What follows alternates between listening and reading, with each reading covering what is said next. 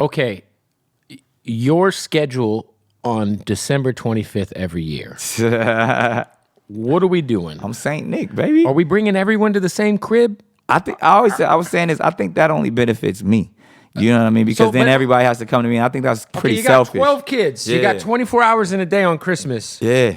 Does the half Latino ones get Christmas Eve? Because that's their day? Nah, well, you know what? To your point, you joking. That's the truth. Because Abby and her kids probably they celebrate Christmas on the 24th. Yeah. You see, you know how this works. Like some tamales. Yeah, exactly. No, to be honest though, it is really about. I mean, it just happened even again with Easter. It's like, you know, you don't necessarily have to operate based off of the social construct that everybody else is subscribed to. So we make sure that we celebrate Christmas however long we want to celebrate Christmas. So it could be the 27th. I mean, not that late, but I mean, like it's enough. It could be the 22nd. Yeah, you know, so they always wonder how Santa Claus can deliver all those presents and still get home to Mrs. Claus by the morning. So we move around, and I'm festive like that. As much as holidays, the pagan holidays don't matter to me.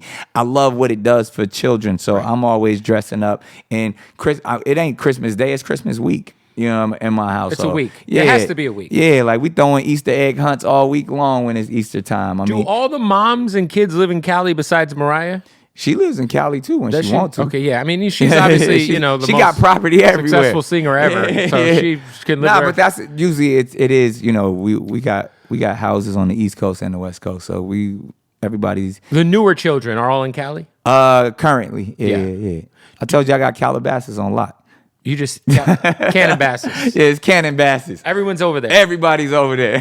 That Ralph's got it. The mom's got to be running into each other at Ralph's and shit. We lit. We tear the commons up. Are your kids' moms friends at all? I never like to generalize because are they at least cordial, friendly? Yeah, like they don't like the ones who like I leave that up to them and the narratives in which they share. Everybody is like nurturing and loving and respectful enough that they understand what's going on. So nobody got any problems or any negativity. Like we fly on a higher frequency than that. So like, but I ain't, don't expect everybody to be hanging out together. But it's like it's a respect thing. Listen, I'm just trying to figure because I've seen a lot of these cult Netflix documentaries recently. The Cannon cult? Is the Cannon cult a thing? You must wear a turban and be in the house wears a by turban, 7 p.m. and you must have at least one baby to operate against the circadian clock. Nah, man. I think it's just. I mean, obviously, I'm probably just more open and honest about my. You are scenario. very, very transparent about. I think. Look at everybody from the Bob Marleys to the Muhammad Ali's to the Quincy Joneses of the world. All of these great men are fathers of many. You're right, but I do think what you did was. You did it all at once. Hey, man, the clock is ticking. It felt like it was so crazy because, like, we do a nationally syndicated radio show every day, and I couldn't talk about you on the show because our biggest affiliate was Real 92.3 here on Power 106. And did they literally tell you don't talk about that? I just shout out to Doc. I ain't fucking with Doc. Which is my man. Of course he is. But our kids was playing together when we was competition. So, it would be crazy because me and James would be like, fuck, Nick's having fuck, we can't talk about it. It just felt like every 6 weeks there was just a new.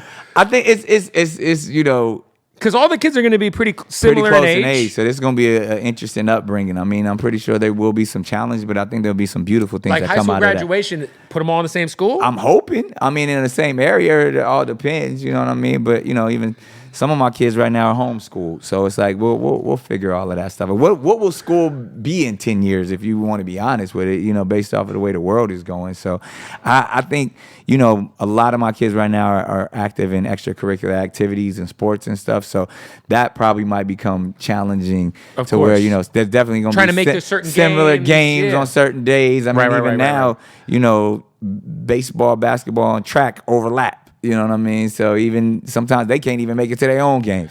So it's like it's always going to be something. You've only been married once. It was to Mariah, right? Yeah. And only will be married once. It's only going to happen once. So when all this starts first happening, right? Yeah. Does Mariah call you and be like, "What the fuck are you doing, bro?"